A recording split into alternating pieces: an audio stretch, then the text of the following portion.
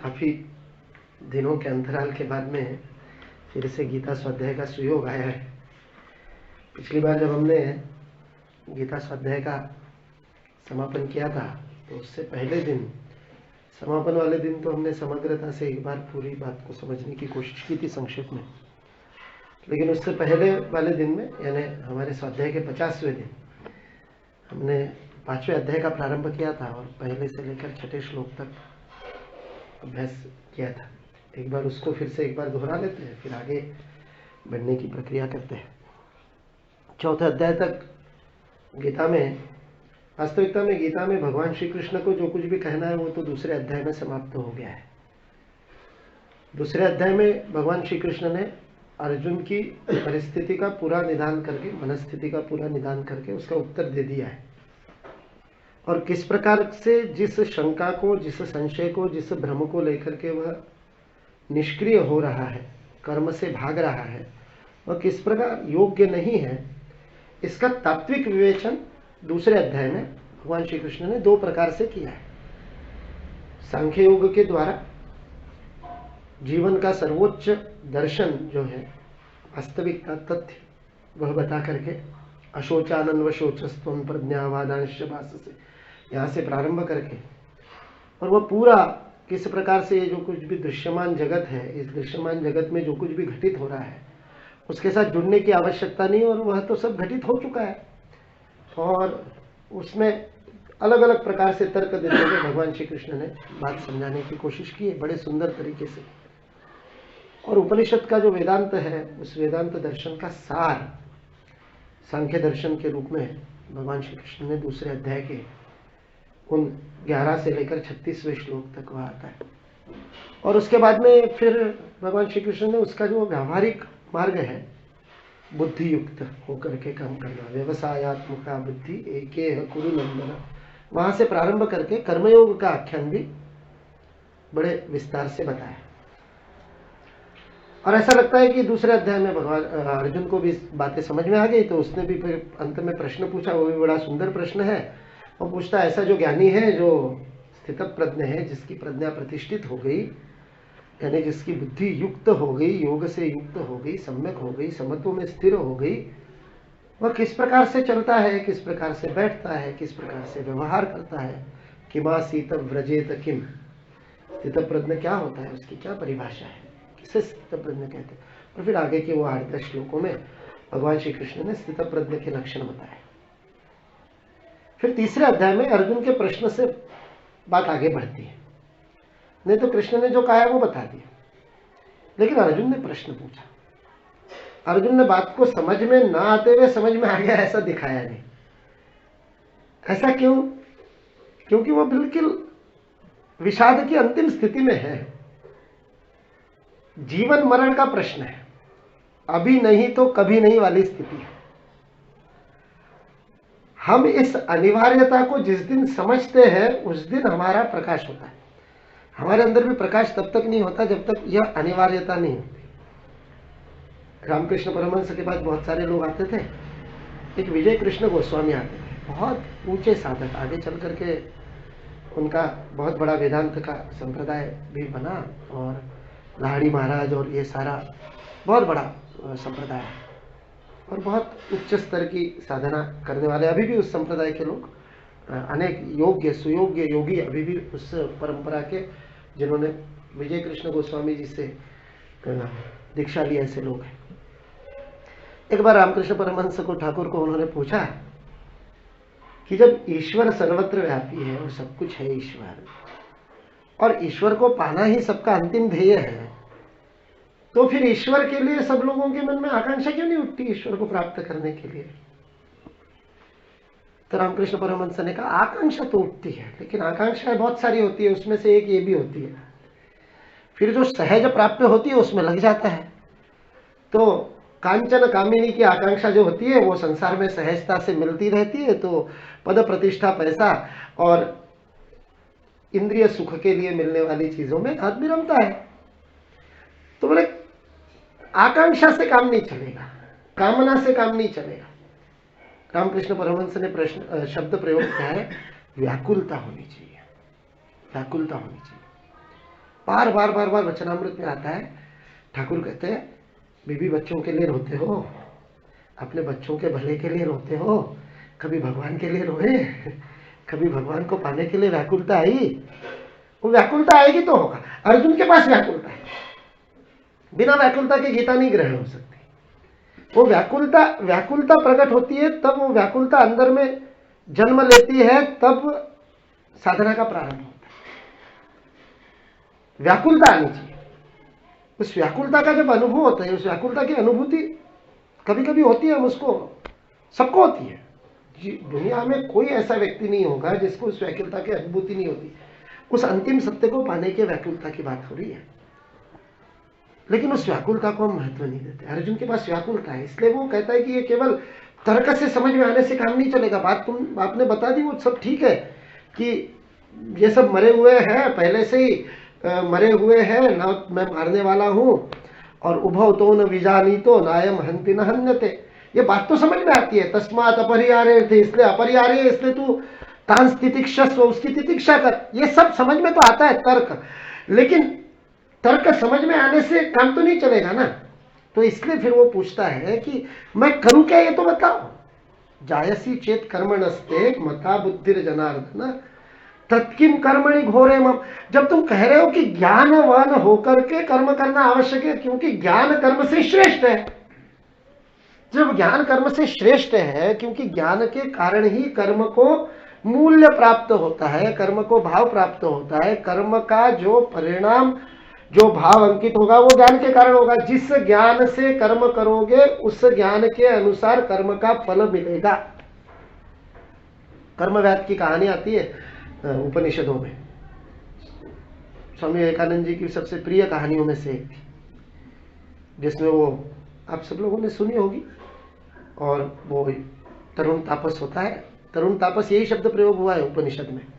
तरुण तापस, युवा तापस, वो खूब जबरदस्त तपस्या करता है, और तपस्या करते हुए ध्यान लगाने के लिए बैठा है। उतने में ऊपर से कोई चिड़िया, कोई पंछी और चहचहाता है अपने आनंद में, और उस चिड़िया के चहचहाने से इसका ध्यान भंग होता है, एकाग्रता भंग होती है। एकाग्रता भंग होती है तो उस पंछी पर गुस्सा करता है और क्रोध से उस पंछी की तरफ देखता है, और वो पंछी जल करके राख होकर के इसके सामने गिर जाता है। तो उस तपस्वी को लगता है मजा आ गया, क्या साधना, क्या सिद्धि हो गई, मैं किसी को देखूं और ये हो जाए, तपस्या मेरी ठीक हो जाए। मतलब जबरदस्त तपस्या है। भिक्षा मांगने के लिए जब गांव में जाता है, तो एक घर के सामने खड़ा है और वहां पर भिक्षा मांगता है, माई भिक्षा देना। तो दो उपनिषदों में अलग अलग प्रकार से कहानी आती है। एक में आकाशवाणी की बात कही है। उपनिषदों में भी जो ऋषि बताता है उसकी मान्यता पर निर्भर करता है। तो आकाशवाणी को मानने वाले ऋषि ने आकाशवाणी बताई। आकाशवाणी मानने वाले ऋषि ने कहा कि आकाशवाणी हुई, और उसको कहा कि उस फलाने घर में जा, ये तू इस साधना से बहुत ज्यादा भूल में मत पड़, मोह में मत आ, ये कोई बड़ी बात नहीं है। इस स्थिति में जाके वहां पर कोई एक महिला साधक रहती है, वो तुझे मार्ग बताएगी। एक उपनिषद में आता है कि नहीं, वो खुद ही जाता है और जाते जाते भिक्षा मांगने पहुंचता है, और वो महिला बाहर नहीं आती इसके भिक्षा मांगने पर भी। दो बार 3 बार वो अंदर से कहती है, हाँ रुको मैं आती हूँ। पति की सेवा कर रही है, पति के सारे काम कर रही है, गृहस्थ के काम कर रही है। वो काम करके फिर आधा पौन घंटा 1 घंटा वो जब बाहर रखता है, और उसको अपना तपस्या का अहंकार, और अभी चिड़िया को जला करके आया है, तो उस अहंकार में उसके मन में आता है कि क्या, तो अंदर से वो आवाज लगा करके कहती है, चिंता मत करो, मैं तुम्हारे वो जंगल का पंछी नहीं हूं, और तुम्हारे क्रोध से मुझ पर कोई असर नहीं होने वाला। तब उसको झटका लगता है कि अरे ये जंगल में हुई घटना किसी ने अभी देखी भी नहीं, और इसको कैसे पता चल गई, इस घर की गृहिणी को। और फिर वो बाहर आकर के कहती है, तुम जिस आकांक्षा को लेकर के मेरे पास आए हो, उस आकांक्षा की पूर्ति मैं नहीं करूंगी, वो तो कोई और है उसके पास, उसको पता देती है। पर वो कहता, पर ये तो बताओ तुमको कैसे पता चला। बोले वो भी सब तुमको वहीं पर पता चलेगा। नहीं तो फिर ये तो बता दो कि आप ऐसी कौन सी साधना करते हो जिस साधना के फल से आपको ये सिद्धि मिल गई कि मेरे मन की बात आपको पता चल गई। आप अंदर हो, मैं बाहर हूं, और बाहर मेरे मन में जो विचार आ रहे हो आपने कैसे पहचान लिए, ये कौन सी सिद्धि है। तो बोले सिद्धि विद्धि तो मुझे नहीं पता, और साधना भी मुझे नहीं पता, मैं तो अपने पति की सेवा करती हूँ और अपने परिवार को संभालती हूँ, और परिवार के सेवा का कर्म बड़ी श्रद्धा से करती हूँ, और यही मेरी साधना है। और इसी साधना से जो कुछ भी सिद्धि मुझे प्राप्त हुई है वो प्राप्त हुई। वो जाता है और जाकर के किसके पास पहुंचता है? जो पता उसको दिया है, वो पता दिया है कसाई का, एक व्याध का, जो जंगल से पंछी और अन्य प्राणी शिकार करके ले आता है और उनका मांस बेचता है। वो मांस बेचने वाले के पास में वो इसको तरुण तापस को भेजती है। अब वो वहां पर पहुंचता है, फिर इसके मन में विकार आता है कि ये मेरे को बताएगा, ये मुझे ज्ञान देगा, मैं इतना बड़ा तपस्वी, इतने वर्षों से साधना कर रहा हूँ, इतने वर्षों से सिद्धांत कर, और ये रोज इतनी हिंसा करता है। ये जो हिंसा, अहिंसा का जो एक विचित्र सा जाल चल पड़ा है ना, हम कर्म को बाहर से देख करके उसका मूल्यांकन करते हैं। ज्ञान, किस ज्ञान से वो कर्म किया जा रहा है उस पर वह निर्भर करता है।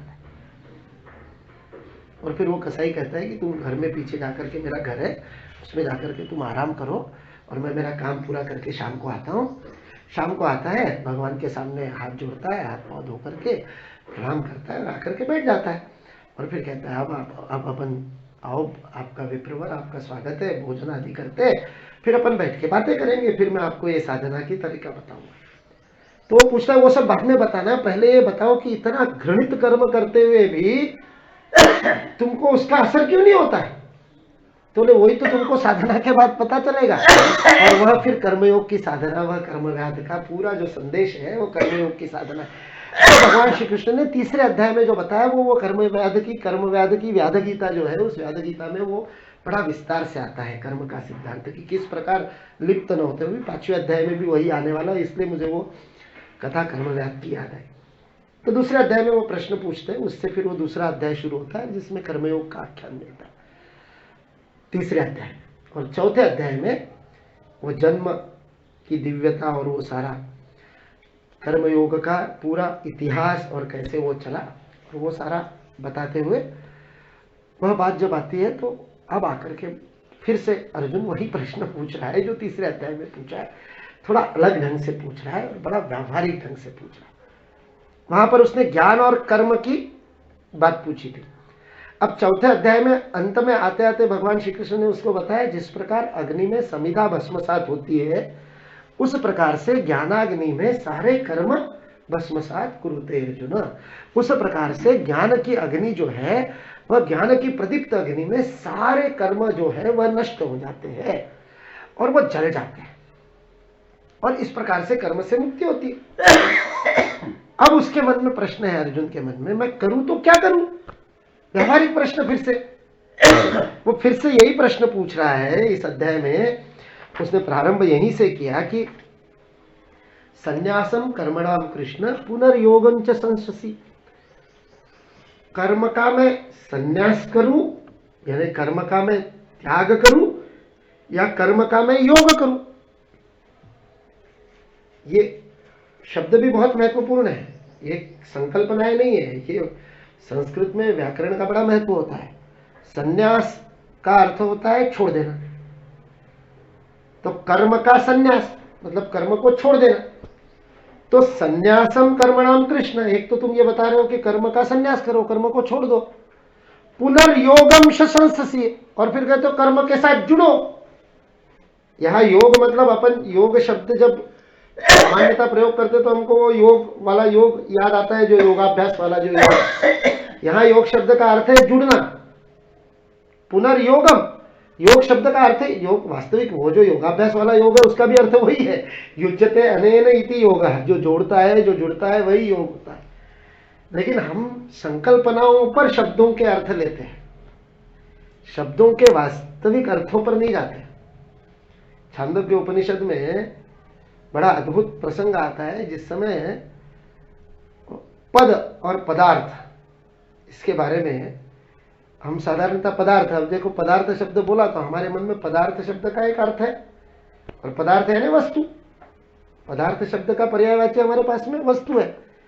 छांदोग्य उपनिषद में इतना सुंदर उसकी खोल करके बताते हैं, तो पदार्थ क्यों है, ये घड़ी क्यों है, ये घड़ी पदार्थ है ना, तो इसको पदार्थ क्यों कहा?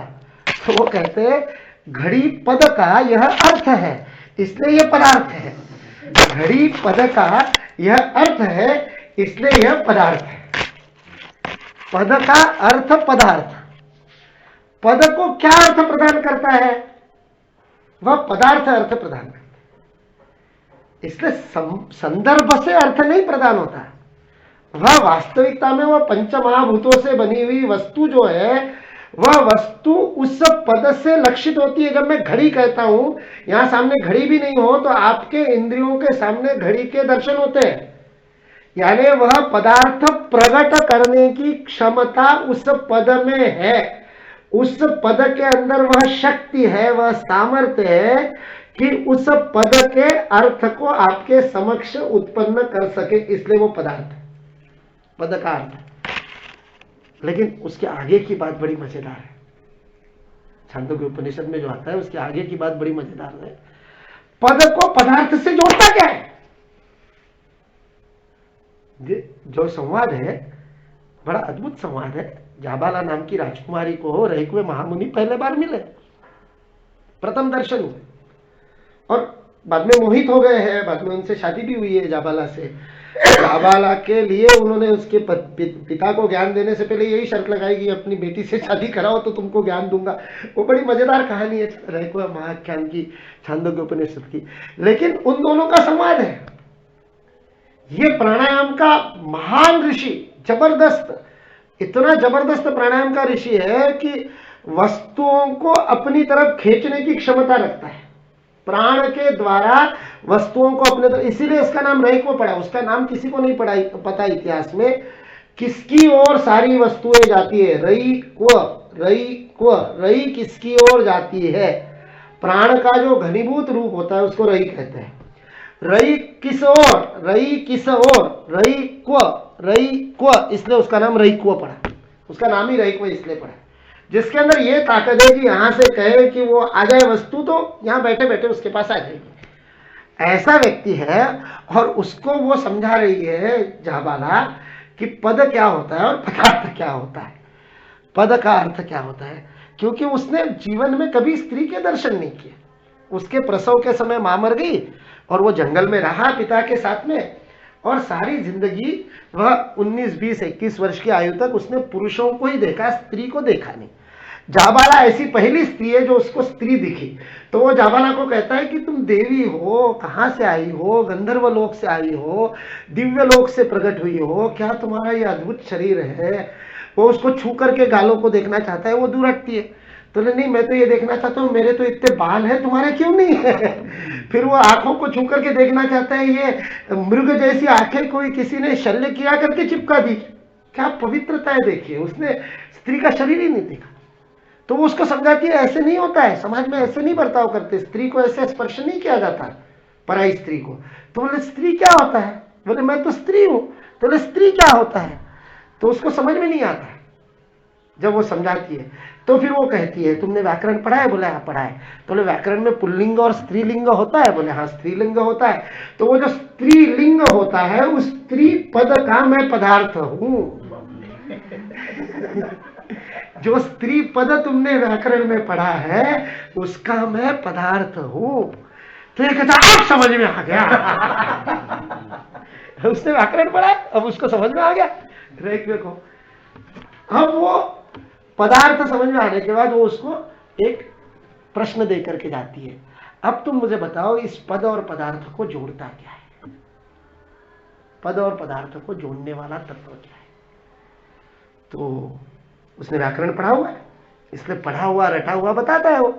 मतलब पद और पदार्थ को जो जोड़ता है उसे प्रत्यय कहते हैं। प्रत्यय पद और पदार्थ का संबंध जो मन में प्रकट करता है, जो मन के अंदर जो घटित होता है उस पद के उच्चारण के बाद में, मैं बोल रहा हूं आपके कानों में वो स्वर पढ़ रहे हैं, वो पद आपके कानों में पढ़ने के बाद आपके प्रत्येक के मन में जो उथल पुथल हो रही है उसको कहते हैं प्रत्यय। और उस प्रत्यय के अनुसार उस पद का आप अर्थ लेते हो, आपके जो संदर्भ है उसके अनुसार। इसलिए एक ही शब्द को मैं बोलता हूं और उसके अलग अलग अर्थ सब लोग लेते हैं, क्योंकि प्रत्येक का प्रत्यय अलग है। तो वो प्रत्यय उसको समझ में आ गया। तो वो फिर कहती है जो मूल प्रत्यय है उसको खोजो, तब प्राण तत्व से गहन क्या है वो समझ में आएगा। तो कहता है वो मूल तत्व ही ब्रह्म, वो मूल प्रत्यय ही ब्रह्म है क्या? वो कहता है हाँ बिल्कुल सही पहुंचे, लेकिन ऋषि कुमार ऐसे नहीं चलेगा, उसकी अनुभूति करनी होगी, केवल तर्क से समझ के नहीं चलेगा।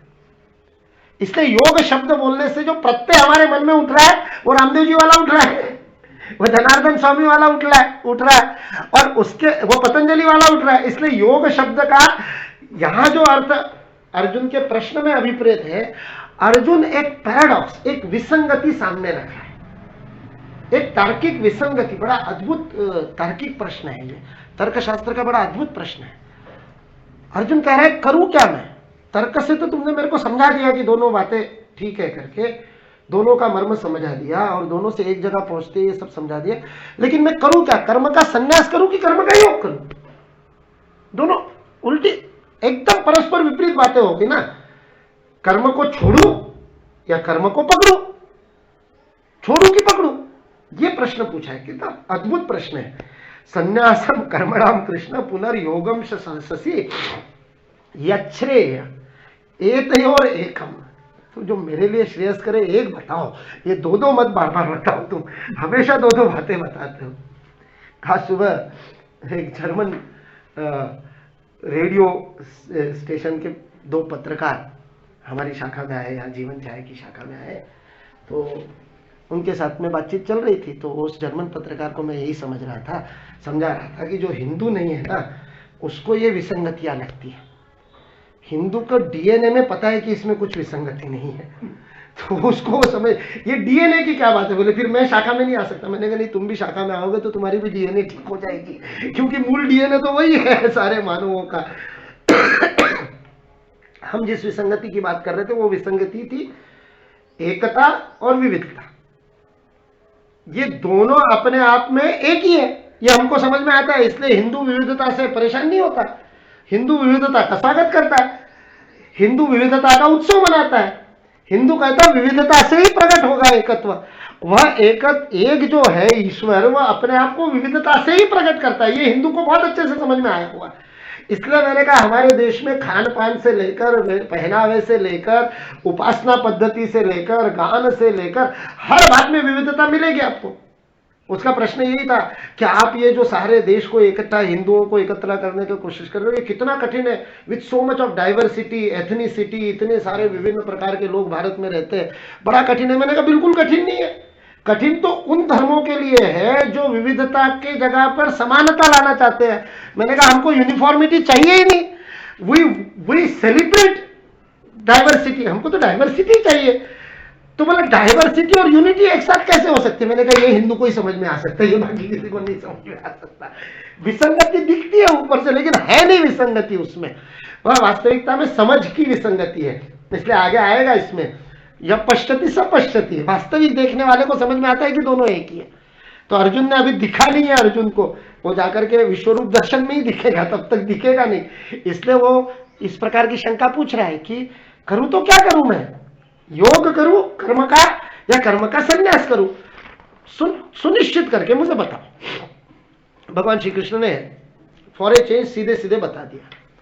पूरी भगवद गीता में सीधा सीधा उत्तर बहुत कम दिया है, लेकिन यहां बिल्कुल ठोक करके दूसरे श्लोक में उन्होंने सीधे सीधे बता दिया दोनों ही निश्रेयस्कर है, दोनों ही श्रेय की ओर ले जाने वाले हैं। निश्रेयस, श्रेयस की ओर ले जाने वाले, निनयति यह धातु है। निश्रेयस कराउभो, दोनों ही संन्यासम कर्मयोग, कर्म का संन्यास करो चाहे कर्म के साथ जुड़ो, दोनों से ही तयोस्तु कर्म संन्यासात कर्म योगो विशेष्यते, लेकिन उन दोनों में योग जो है वो ज्यादा विशेष है। संन्यास से कर्म का योग करना ज्यादा महत्वपूर्ण है, इसलिए वह कर्मयोग श्रेष्ठ है। विशेष्यते मतलब श्रेष्ठ है, यह बिल्कुल सीधे स्पष्ट बता दिया। क्यों श्रेष्ठ है उसका फिर आगे आख्यान किया। सामान्यतः अभी तक जो जो बातें चली है उसमें पहले वर्णन करके और फिर कंक्लूजन बताया। यहां पर कंक्लूजन पहले बता दिया, निष्कर्ष बता दिया। दोनों ही निश्रेयस्कर है, दोनों ही श्रेय की ओर ले जाने वाले हैं, किंतु कर्मयोग जो है वह उसमें अधिक श्रेष्ठ है। फिर उसको बताया कैसे, जो नित्य सन्यासी है, नेयस नित्य सन्यासी यो न द्वेष्टि न कांक्षति, जिसके मन में न कोई आकांक्षा है न द्वेष है, किसी बात को नहीं चाहिए, इस प्रकार का भी भाव नहीं, किसी बात को चाहिए बहुत ज्यादा, इस प्रकार का भी भाव नहीं। न द्वेष्टि न कांक्षति, वह नित्य सन्यासी। निर्द्वंद्वो ही महाभाहो सुखम बंधात प्रमुच्यते। इसलिए वो सन्यासी जो है, वह सन्यासी नित्य सन्यासी है। वो कोई भी कर्म करे तो उसके मन में चूंकि द्वंद्व ही नहीं है, निर्द्वंद्व है, किसी प्रकार के भेद को उसके मन में है ही नहीं। सुख दुख, मान अपमान, शीत उष्ण, जय पराजय, लाभ हानि, यह 6 7 8 जो भी हम द्वंद्वों का अनुभव करते हैं, उस द्वंद्व के अनुभव से वह परे है, निर्द्वंद्व है। ऐसा वो होने के कारण जो सुख पूर्वक अनायासी बंध मुक्त होता है, ऐसा वह सन्यासी है। इसलिए वह सन्यासी कर्म करते हुए भी आराम से सुखपूर्वक बंधन मुक्त हो सकता है। इसलिए उसके लिए योग में घुसना या संन्यास करना यह प्रश्न नहीं होता है। सांख्य योगो पृथक बाला प्रवदंति न पंडितः एकम अप्यास्थित सम्यक उभयोर विंद्यते फलम। जो बाल बुद्धि वाले बचपना जिनके अंदर है, वही केवल इन दोनों को अलग अलग मानते हैं। इसको पृथक बाला बच्चे मानते हैं, पंडित नहीं बोलते। प्रवदंति न पंडिता, पंडित इसको अलग अलग नहीं बताते। किसी एक में भी स्थित हो जाने से, पक्का हो जाने से दोनों के फल प्राप्त होते हैं। दोनों में जो फल प्राप्त होने वाले हैं वह दोनों फल प्राप्त हो सकते हैं। इसलिए किसी एक को भी पकड़ोगे तो दोनों मिल जाएंगे। इसलिए सन्यास पकड़ो या योग पकड़ो, इस चक्कर में मत पड़ो। किसी एक को पकड़ लो और उसको पकड़ करके तुम पूरी तरह से उसी स्थान पर पहुंचोगे जिस स्थान पर किसी भी एक से पकड़ा जा सकता है। अगले श्लोक में और उसको व्यवस्थित किया, यत् सांख्ये प्राप्यते स्थानम तद योगेरपि गम्यते। सांख्य से जिस स्थान की प्राप्ति होती है, जिस स्थित प्रज्ञ के लक्षण अपन ने देखे दूसरे अध्याय में, उस स्थिति योग से भी वहां तक पहुंचा जा सकता है। तद योगैरपि गम्यते, योग के द्वारा भी वहां पहुंचा जाते हैं। एकम सांख्यम च योगं च यह पश्यति स पश्यति। इसलिए जो किसी भी एक में स्थित हो जाता है, फिर उसके अंदर वो भेद बुद्धि नहीं रहती। फिर उसके मन में दोनों के बारे में व्यवस्थित ढंग से समान रूप से स्पष्टता आ जाती कि ये दोनों एक ही है। रामकृष्ण के जीवन में ये दोनों बातें बहुत समान रूप से दिखाई देती और उनके शिष्यों के जीवनियों को पढ़ते हैं। जो 16 उनके परम शिष्य सन्यास लेकर के जो जिन्होंने रामकृष्ण मठ और मिशन की स्थापना हुई, स्वामी विवेकानंद जी के जो 15 गुरु भाई थे, उनका एक एक का जीवन पढ़ते तो सारे के सारे नमूने थे, सारे के सारे अलग अलग थे। और वो यत् सांख्ये च योगे च वही था। स्वामी ब्रह्मानंद जी जिनको रामकृष्ण मिशन का अध्यक्ष बनाया, वो पक्के ज्ञानी योगी थे, जबरदस्त वेदांत के अंतिम सत्य को। जो लाटू महाराज थे स्वामी अद्भुतानंद जी, वो पक्के भक्त थे, श्रद्धावान, कुछ नहीं उनका कोई लेना देना नहीं इस वेदांत के तर्क से, उपनिषद से उनको कोई लेना देना नहीं। वो दिन भर जप की माला लेकर के और रामकृष्ण का नाम लेते थे। जो रामकृष्णानंद थे शशि महाराज, वो एकदम मातृ हृदय के थे। उनका सेवा का भाव इतना जबरदस्त था। वो इनकी जो भक्ति थी वो जप वाली भक्ति थी, अनुष्ठान की भक्ति नहीं थी। उनकी जो भक्ति थी शशि महाराज की, वो भक्ति वो रामकृष्ण की अस्थियों की कम से कम 2.5-3 घंटे षोडशोपचार से पूजा करते थे। और जितनी रामकृष्ण की पूजा करते थे उतने ही लगन से सारे उनके शिष्यों की पूजा एक तरह से करते थे, उनकी सबकी सेवा करते थे। उस पूरे वरानगर मठ में जब ये 12 लोग साथ में रहते थे, तब भिक्षा मांग करके खाते थे और किसी के कोई खाने के लेने देने नहीं थे। गृहस्थ शिष्य जो रामकृष्ण के थे, बलराम बोस आदि, रामकृष्ण के जाने के बाद में उन कुछ लोगों ने इनको मदद की थी, लेकिन बाद में उनके गृहस्थ शिष्य और सन्यासी शिष्यों के बीच में एक थोड़े से मनमुटाव सा हो गया। रामकृष्ण के वास्तविकता में रामकृष्ण क्या चाहते थे और क्या विचार था इसको लेकर के, कैसा होता है गुरु के जाने के बाद में। तो जब तक विवेकानंद फिर शिकागो जाकर के नहीं आए तब तक वो विवाद चला। उन लोगों का कहना था कि रामकृष्ण स्वयं गृहस्थ थे तो तुम कहां से सन्यास ले रहे हो, उनका तो सन्यास था ही नहीं, तुम कहां सन्यास ले रहे हो, सन्यास को उन्होंने मान्यता नहीं दी थी, तुम सब लोग अपने अपने घर जाओ, शादी करो और गृहस्थ के अंदर रह करके रामकृष्ण ने जैसे जीवन जिया वैसे जीवन जियो। ऐसी सारी बातें चलती थी। उस कारण से जो थोड़ा बहुत रामकृष्ण के शिष्यों से मिलता था वो भी बंद हो गया। ऐसे समय में शशि महाराज का एक ही काम था, रामकृष्णानंद जिनका आगे चल करके नाम बना और जिन्होंने चेन्नई का मद्रास का मठ की स्थापना की, खूब काम किया। और शशि महाराज पूरे समय यही चिंता करते थे, ये 11 लोगों का भोजन कैसे। मतलब 2.5 घंटे सुबह उठ करके, ब्रह्म मुहूर्त पे उठ करके और स्नान ध्यान करके और रामकृष्ण की 2.5 घंटे तक पूजा अर्चना करने के बाद उनका यही काम होता था कि भिक्षा मांग करके भात लेकर के आओ, वो चावल को पकाओ और इस चावल के खाने के लिए कुछ मछली पकड़ सकते तो मछली पकड़ो, नहीं मिल सकती तो ये वहाँ वरानगर मठ में एक इमली का पेड़ था, उस इमली के पेड़ के पत्ते निकाल करके उसको उबाल करके उसकी सब्जी बना करके और कुछ ना कुछ करके सबको खिलाओ। तो ये उनका काम था। स्वामी विवेकानंद कहते थे इसका महाकार्य दे, इसका महाकार्य दे। बड़ी घटना है। खैर, तो ये सारे अलग अलग प्रकृति को लो, लेकिन जिस स्थान पर ब्रह्मानंद जी पहुंचे, राखाल महाराज पहुंचे, उसी स्थान पर अद्भुतानंद जी का भी वही स्थिति है। वही स्थिति अभेदानंद जैसे ज्ञानी की है, योगी की है, तो उसका नाम योगिन था, काली की है, सबकी वही स्थिति। तो ये एक ही स्थिति में सब लोग पहुंचते हैं।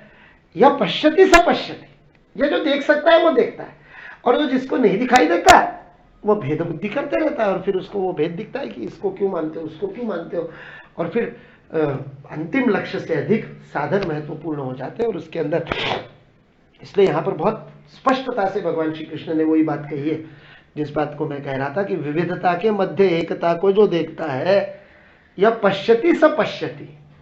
और ये हम लोगों को ये दृष्टि संस्कारों से मिली है, बड़ा कठिन नहीं है हमारे लिए। एकत्व को ढूंढना हमारे लिए बिल्कुल कठिन नहीं है। हमको बचपन से यही सीखा, बचपन से क्या मतलब सदियों से हमको यही सिखाया गया है। हिंदू धर्म की ये विशेषता है, सारी विविधता के बीच में वो एकता को ढूंढ निकालता है, खोज निकालता है। कई बार उससे गड़बड़ भी होती है, हम फिर इस्लाम के साथ और ईसाइयों के साथ भी एकता ढूंढने में लगे रहते हैं और फिर उसमें से भी ढूंढ के निकालते हैं। हमारे लोगों ने एक मोहन खान शास्त्री मुसलमान है, मोहम्मद हनीफ खान ये उनका नाम है। तो वो मोहम्मद हनीफ खान को उन्होंने मोहन कर दिया। संस्कृत के पंडित है, बहुत बड़े पंडित है, शास्त्री है संस्कृत के, संस्कृत में PhD आचार्य किया हुआ है। और उन्होंने गीता और कुरान के ऊपर पुस्तक लिखी। गीता और कुरान दोनों में एक ही तत्व बताया करके पुस्तक लिखी। एकत्व को ढूंढने की हिंदू दृष्टि, शरीर भले ही मुसलमान के घर पैदा हो, DNA तो हिंदू का ही है ना, तो उसके अंदर भी एकत्व ढूंढ निकाला। ये एकत्व ढूंढना है हमारी बुद्धि, एकत्व खोजना है हमारी बुद्धि है। यह पश्यति स पश्यति, क्योंकि उसी को हमने आदर्श बताया। लेकिन भगवान श्री कृष्ण आगे इस बात को स्पष्ट कर रहे हैं। अर्जुन ने यह भी पूछा है, अर्जुन ने केवल तात्विक बात नहीं पूछी कि दोनों में से क्या ठीक है, क्या श्रेष्ठ है, ये नहीं पूछा। ये प्रश्न नहीं पूछा है कि दोनों में से श्रेष्ठ क्या है। 3रे अध्याय का प्रश्न ये है, जायसी चेत कर्मणस्ते, ज्ञान अधिक श्रेष्ठ है तो फिर कर्म में क्यों धक्का दे रहे हो। यहां पर ये नहीं पूछा है, यहां पर प्रश्न पूछा है यत् श्रेय, इसमें से श्रेयस्कर क्या है मेरे लिए। एतयोर एकम, एक क्या है इन दोनों में से एक कौन सा श्रेयस्कर है। तो इसलिए भगवान श्री कृष्ण उसको व्यावहारिक संदेश दे रहे हैं। तो 6ठे श्लोक में उसको व्यावहारिक रूप से बताया, संन्यासस्तु महाभावो दुखम आप्तुम अयोगतः। अयोगतः, योग के बिना, योग की बुद्धि को विकसित किए बिना, कर्म में जुड़े बिना संन्यास को प्राप्त करना बड़ा कष्टकर है। दुखम आप्तुम अयोगतः। लेकिन योग युक्तो मुनिर ब्रह्म, योग युक्त हो जाने से ब्रह्म प्राप्त करने की मुनि की क्षमता, मौन होने की क्षमता, कर्म से संन्यास की क्षमता न चिरेणाधिगच्छति, न चिरेण, ज्यादा समय नहीं लगता, तुरंत फटाक से हो जाता है। इसलिए कर्मयोग ज्यादा सहज है, सरल है और उसके अंदर गड़बड़ भी नहीं है। पहले भी ये बात कही थी, 2रे अध्याय के अंदर कर्मयोग का आख्यान शुरू करते समय भी ये बात कही थी, स्वल्पमप्यस्य धर्मस्य त्रायते महतो भयात। उसको बताते समय भी भगवान श्री कृष्ण ने यह बात की थी कि जो प्रारंभ किया हुआ नष्ट नहीं होता कभी, उसका कोई साइड इफेक्ट भी नहीं होता। प्रत्यवायो न विद्यते, कोई साइड इफेक्ट नहीं है। प्रत्यवाय, साइड इफेक्ट के लिए संस्कृत शब्द है प्रत्यवाय, उसको करने से कोई गड़बड़ नहीं होती है, कोई गड़बड़ की आशंका भी नहीं होती। प्रत्यवायो न विद्यते स्वल्पमप्यस्य धर्मस्य त्रायते महतो भयात। ऐसा ये कर्मयोग है, थोड़ा सा भी करने से महान उपलब्धि हो जाती है, थोड़ा सा भी करने से। यहां फिर से कहा न चिरेण अधिगच्छति, ज्यादा समय नहीं लगता है, न चिरेण, मुनि हो जाता है। मुनि कौन, फिर वही पद और पदार्थ, पद बड़ा महत्वपूर्ण है। जैसे योग बोलने से एक होता है, तो मुनि बोलने से भी एक हमारे मन में एक चित्र उठता है। लेकिन मुनि किसको कहेंगे, ऋषि किसको कहेंगे, हमारे लिए सारे एक ही है। दाढ़ी वाले, सफेद दाढ़ी बड़ी, और फिर हमको फिर ये भी हमारी बहुत बड़ी गलतफहमी है, ऋषि मतलब वो सन्यासी। हम लोग ये मानते हैं कि ऋषि मतलब सन्यासी। वास्तविकता में ऋषि हमारे सन्यासी थे ही नहीं, हमारे सारे ऋषि ग्रस्त थे, सारे ऋषि ग्रस्त थे। एक दो का अपवाद छोड़ दिया जाए तो शुक जैसा अपवाद एक दो छोड़ दिए जाए, नारद और शुक, अभी तो तुरंत मुझे दो ही याद आ रहे हैं, इनको छोड़ दिया जाए तो बाकी सारे ग्रस्त थे। यही थे जो बाल ब्रह्मचारी थे और बचपन से ही इनका सीधा संन्यास में जाना हुआ। बाकी सबका विवाह हुआ, व्यवस्थित इन्होंने गृहस्थ जीवन का पालन किया, फिर वानप्रस्थ में गए और फिर संन्यास ग्रहण किया सबने। चाहे याज्ञवल्क हो, चाहे किसी भी गौतम हो, किसी भी ऋषि का नाम ले लो। लेकिन हमारे मन में टीवी देख देख करके ऋषि का जो चित्र है, तो टीवी में चूंकि वो उनको सारे सड़ियलों में ऋषियों को केसरी भगवा कपड़े पहनने, तो भगवा कपड़े पहना देते। ऋषि लोग भगवा कपड़े पहनते थे ऐसा कहीं पर भी वर्णन नहीं है। भगवा कपड़े तो सन्यासी पहनते थे। और सन्यास जो है, इस प्रकार सीधे सन्यास को शंकराचार्य ने प्रतिष्ठित किया सनातन परंपरा में। सनातन परंपरा में तो सीधे सन्यास की परंपरा ही नहीं थी। ये गृहस्थ तक जाकर के, गृहस्थ से वानप्रस्थ, वानप्रस्थ के बाद सन्यास की परंपरा थी। हमारे यहाँ सीधे सन्यास की परंपरा को शंकराचार्य को प्रतिष्ठित करना पड़ा, क्योंकि बुद्ध के कारण, बुद्ध के आगमन के बाद में बुद्ध ने सीधे सन्यास देना शुरू किया, जो भारत में परंपरा नहीं थी। बुद्ध से पहले ये परंपरा जैनों ने शुरू की, जैनों के बाद बुद्ध ने शुरू की। वो परिवर्ती काल है। उन दोनों की इस कमी को ठीक करने का काम शंकराचार्य ने किया, और कमी को ठीक करते समय उसको अडॉप्ट भी कर लिया, और हिंदू धर्म में ये दशनामी संप्रदाय के रूप में संन्यास को प्रतिष्ठित किया, जहां बाल ब्रह्मचारी से सीधा सदाचार, नैष्ठिक ब्रह्मचर्य और नैष्ठिक ब्रह्मचर्य से सीधा संन्यास, यह ग्रहण करने की परंपरा शंकराचार्य ने प्रारंभ की। अन्यथा वो परंपरा नहीं थी हमारे यहाँ पर, लेकिन हमारे मन में वो है। वैसे ऋषि, मुनि, योगी, यति, ये सारे हम समानार्थी शब्दों के रूप में प्रयोग करते, लेकिन ये सारी साधना की भिन्न भिन्न विधियां है। मुनि वह होता है जो भगवान श्री कृष्ण यहां पर जिसका वर्णन कर रहे हैं, जो प्रश्न है अर्जुन का। मुनि कौन है? जो कर्म का पूर्ण रूपेण संन्यास कर देता है, कर्म का पूर्ण रूपेण त्याग कर देता है, यहां तक कि इंद्रिय कर्मों का भी त्याग कर देता है, इसलिए उसको मुनि कहा। वो पूरे इंद्रियों को मौन कर देता है, मौन करने की क्षमता उसके अंदर होती है, इसलिए वह मुनि है। मौन होने की सहज क्षमता है, उसको अपने इंद्रियों के द्वारा अपने आप को अभिव्यक्त करने की आवश्यकता नहीं होती। ऐसी जो साधना करता है वो मुनि है।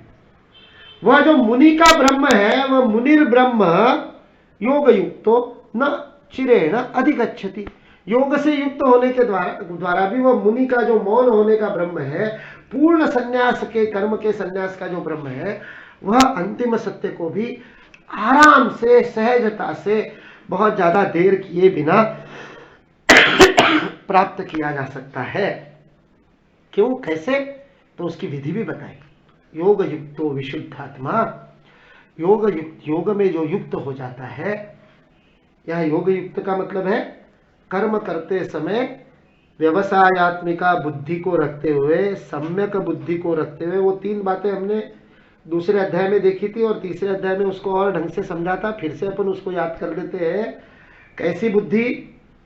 एकाग्र बुद्धि, व्यवसायत्मिका बुद्धि, लक्ष्यगामी बुद्धि, लक्ष्य पर केंद्रित बुद्धि, एकाग्र बुद्धि, ऊर्जा का इधर उधर अपव्यय न करने वाली बुद्धि, ऐसी बुद्धि।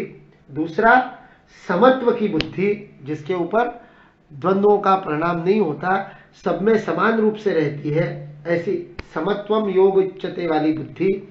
और तीसरी, योग के तरफ, मतलब कर्म करते समय पूर्णतः उसमें जुड़ी हुई, उसको योग कर्मसु कौशलम। कर्म जो कौशल है, वह कौशल कब प्रकट होता है? जब योग के साथ में, कर्म के साथ में पूर्णतः से यह योग युक्त बुद्धि हो जाती है। यानी एकाग्र बुद्धि लक्ष्य के ऊपर और कर्म के ऊपर भी, मतलब साधन के ऊपर भी एकाग्र, ऐसी बुद्धि। और जो तटस्थ भाव से करने वाली बुद्धि है, जिसको असंगत्वम और अनासक्त, ऐसे सारे शब्द भगवान श्री कृष्ण ने प्रयोग किए। तो एकाग्र होनी चाहिए, अनासक्त होनी चाहिए, समत्व होनी चाहिए। ऐसी जो बुद्धि से युक्त है उसको योग युक्त कहा। ऐसा जो योग युक्त कर्म करता है वह विशुद्ध आत्मा, उसकी चित्त की शुद्धि हो जाती है, उसकी सारी जो चित्त की अशुद्धियां है वह विशुद्ध आत्मा हो जाता है। केवल विशुद्ध आत्मा नहीं, विजित आत्मा जितेंद्रिय, सारी इंद्रियों को जीत लेता है ऐसा विजयी, स्वयं के ऊपर विजित आत्मा, जिसने अपने आप पर पूरी तरह से विजय प्राप्त कर ली, ऐसा वह हो जाता है। और फिर क्या होता है? सर्वभूतात्म भूतात्मा, सर्वभूतों में मैं ही वास करता हूं, इस प्रकार की आत्मीयता जिसको दर्शन हो जाते हैं, सबके अंदर अपने आप को ही देखने जो लग जाता है, सर्वभूत हिते रतः, सारों के अंदर मैं ही आत्मवत सर्वभूतेषु, यह जो सारा भाव जिसके अंदर आ जाता है। फिर योग युक्त होने से क्या क्या होता है? योग युक्त होने से विशुद्ध आत्मा हो जाता है, चित्त की शुद्धि हो जाती है, बंधन नहीं रहते, विजितात्मा हो जाता है, अपने आप पर विजय प्राप्त कर लेता है। उसकी जो चाबी है, उसका जो चलाने वाला है, वह यंत्री बाहर नहीं रहता, वह स्वयं अपने आप में। चित्तप्रज्ञ के लक्षण के अंदर उसको बताया कि उसको खिलौने नहीं लगते, आत्मैव आत्मना तुष्ट, जो अपने आप में ही मस्त रहता है, आत्माराम है, अपने आप में ही रमता है, किसी और खिलौने की जरूरत नहीं, किसी और के कहने से उसके ऊपर परिणाम नहीं होता। ऐसा जो आत्मजित है, ऐसा विजितात्मा है, इंद्रियों को जिसने जीत लिया है, ऐसा जो जितेंद्रिय है, इंद्रिया उसको नहीं चलाती, वह इंद्रियों का उपयोग करता है। और सर्वभूत भूतात्मा, सर्वभूतों में मैं ही वास करता हूं, इसी प्रकार अपने आप को देखने की जिसकी दृष्टि होगी, कुर्वन्नपि न लिप्यते, वह कर्म करने से भी और उससे चिपकता नहीं है, कुर्वन्नपि न लिप्यते। इसलिए फिर संन्यास और योग अलग कैसे हो गए? ऐसा जो योग युक्त हो जाता है उसके साथ उसका भी संन्यास अपने आप ही हो जाता है, क्योंकि वह कर्म करने से भी लिप्त नहीं होता, इसलिए न चिरेण वहीं पर वह पहुंच जाता है जहां सन्यासी बहुत प्रयास करके अपने इंद्रियों को अंदर ले लेकर के, तो इसलिए कर्म का योग करेगा तो ये सब अपने आप आ जाएगा जो सन्यास करने से तुमको मिलने वाला है। इसलिए तुम योग कर, क्योंकि वह कुछ भी करते समय मैं कर रहा हूं इसका उसको बोध नहीं होता है। यह भोक्तृत्व का और कर्तृत्व का बोध जिसका लिप्त हो जाता है, यह कर्मयोग का परिणाम यहां पर भगवान श्री कृष्ण ने बताया। 7वें श्लोक में और 8वें 9वें श्लोक में उसको और विस्तार से बताया। 7वें श्लोक में बताया कि कर्मयोग का योग में युक्त होने का परिणाम क्या है। विशुद्धात्मा, विजितात्मा, जितेंद्रिय, सर्वभूतात्म भूतात्मा, यह कर्मयोग से प्राप्त होने वाला है, जो तू संन्यास से भी मिलने वाला है। इसलिए तू कर्मयोग कर तो अपने आप किसी में भी लिप्त नहीं होता। नैव किंचित करोमि इति युक्तो मन्येत तत्ववित्, जो युक्त है, जो योग में युक्त है, ऐसा जो तत्ववित् है, जिसने उस तत्व को जान लिया, तत्ववित्, ऐसा जो तत्व को जानने वाला जो कर्मयोगी है, वह योग में ढंग से कर्म में युक्त होकर के कर्म करता है। जब वो युक्त है, युक्तो तत्ववित् मन्येत, क्या विचार करता है? क्या विचार करता है? मन्येत, उसका विचार क्या होता है? काम करते समय उसकी सोच क्या होती है, उसकी दृष्टि क्या होती है कर्म करते समय? नैव किंचित करोमि इति, मैं कुछ भी नहीं करने वाला, करने वाला मैं हूं ही नहीं। ये जो कर्म हो रहा है, यह कर्म जो कुछ भी किया जा रहा है, वो करने वाला मैं नहीं हूं, करने वाला मैं नहीं हूं। नैव किंचित करोमि इति, न इव, यह इसमें से कुछ भी मैं कर नहीं रहा हूं, यह उसका सोच होती है। मन में कौन? जो युक्त है, तत्ववित् है, कर्मयोग को करते करते।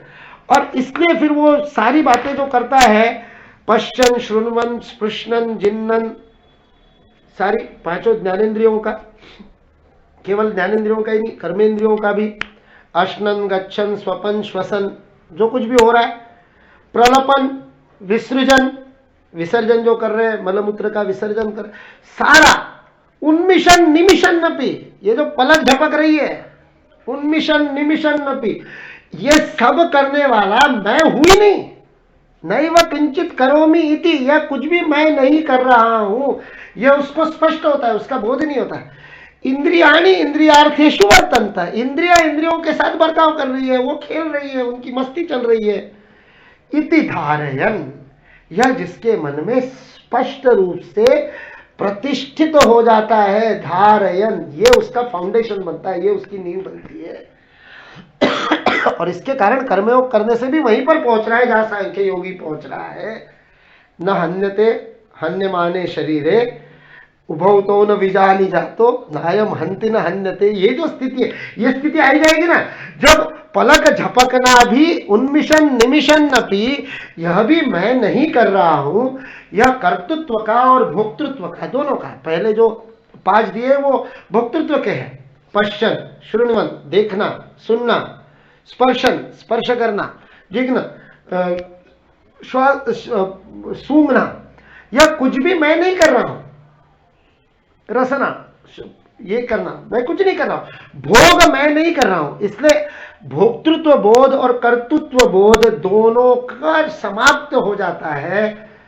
नैव किंचित करोमि इति यह मन्येत युक्त तत्वविद, युक्त और तत्वविद इसको जान करके, इसको सोच करके कर्म करते समय ही कर्म में लिप्त नहीं होता है, करने के बाद नहीं, करते समय ही। एक तो करने के बाद फल की आकांक्षा नहीं करना, वो वाला विषय अलग है। यहां पर अभी प्रोसेस की बात बताइए, उस प्रोसेस को करते समय ही स्वयं को भूल जाता है। और हम लोग देखते हैं हमारे जीवन में सर्वोत्कृष्ट कर्म हमारे हाथ से तब होता है जब हम अपने आप को भूल जाते हैं। जो हमारा अपना कर्म होता है, उस कर्म को करते समय मैं कर रहा हूं का बोध जिस समय पूर्णतः समाप्त हो जाता है, उसी समय हमारे हाथ से सर्वोत्कृष्ट रचना, सर्वोत्कृष्ट कर्म होता है, क्योंकि वह युक्त है। और क्या सोचता है वो सोचता है ये इंद्रिया काम कर रही है, इंद्रियों के द्वारा, इंद्रियों के जो विषय है उनके साथ में इनका अपना खेल चल रहा है, और इसलिए इसमें मैं लिप्त नहीं होऊंगा। ऐसी जिसकी स्पष्टता होती है वह वास्तविकता में कर्मयोगी है। इसलिए तू ये जो सोच रहा है ना कि सन्यास और कर्म कोई दोनों विसंगति वाली बातें, ये दोनों एक दूसरे के अपोजिट, एक दूसरे की विपरीत दिशा में जाने वाली बातें नहीं है। शंकराचार्य ने अपने भाष्य में 5वें अध्याय की जो शुरुआत में भूमिका बांधी है अर्जुन का प्रश्न पूछने से पहले, तो वो जो शंकराचार्य की जो शास्त्रीय परंपरा में वो पूर्व पक्षी और उत्तर पक्षी इस प्रकार से शास्त्रार्थ करते हुए प्रश्न उत्तर में चलते हैं, तो बड़ा सुंदर उन्होंने वर्णन किया है।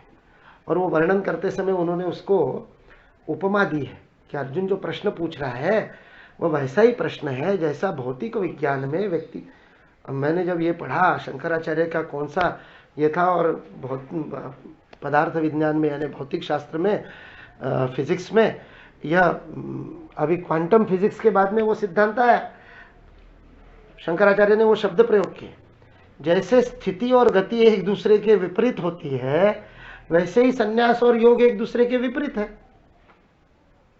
स्थिति और गति, स्थिर रहना या गति करना।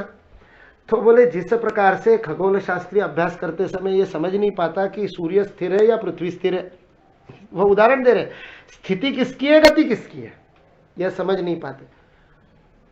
और भौतिक विज्ञान ने जाकर के अभी पिछली शताब्दी के अंत में, मतलब द्वितीय पक्ष में जाकर के इस बात को अनसर्टेनिटी प्रिंसिपल के रूप में, इसी बात को जब वो जाकर के छोटे छोटे पार्टिकल्स का अध्ययन करने लगे, तब उनको जाकर के ये बात समझ में। और शंकराचार्य ने उसको उदाहरण के रूप में दिया है उपनिषद में से। अब वो पकड़ने के बाद मेरे को ध्यान में आया कि वो उपनिषद का वो संदर्भ खोजना पड़ेगा कि जहां पर उन्होंने स्थिति गति की बात की है। यानी विरोधाभास सामने से ऊपर से दिखता है, लेकिन वास्तविकता में वो विरोधाभास नहीं है। इस बात को भगवान श्री कृष्ण ने इसके अंदर स्पष्ट किया है। यह संन्यास और योग यह एक साथ ही संभव है, एक साथ ही होते हैं। वास्तविकता में कर्म का योग करने से संन्यास अपने आप हो जाएगा। संन्यास करने के लिए प्रयत्न करना पड़ेगा। योग करने में आनंद के साथ सुखपूर्वक कर्म को करते समय खेलते खेलते मस्ती से संन्यास तक आराम से सहजता से पहुंच जाएंगे। इस प्रकार का तर्क, इस प्रकार का सिद्धांत, व्यावहारिक सिद्धांत भगवान श्री कृष्ण ने इस अध्याय में दिया है। 11वें श्लोक से 10वें श्लोक से अपन कल देखेंगे। सर्वे भवन्तु सुखिनः, सर्वे भवन्तु सुखिनः, सर्वे सन्तु निरामयाः, सर्वे भद्राणि पश्यन्तु मा कश्चित् दुःखभाग्। ओम शांति शांति।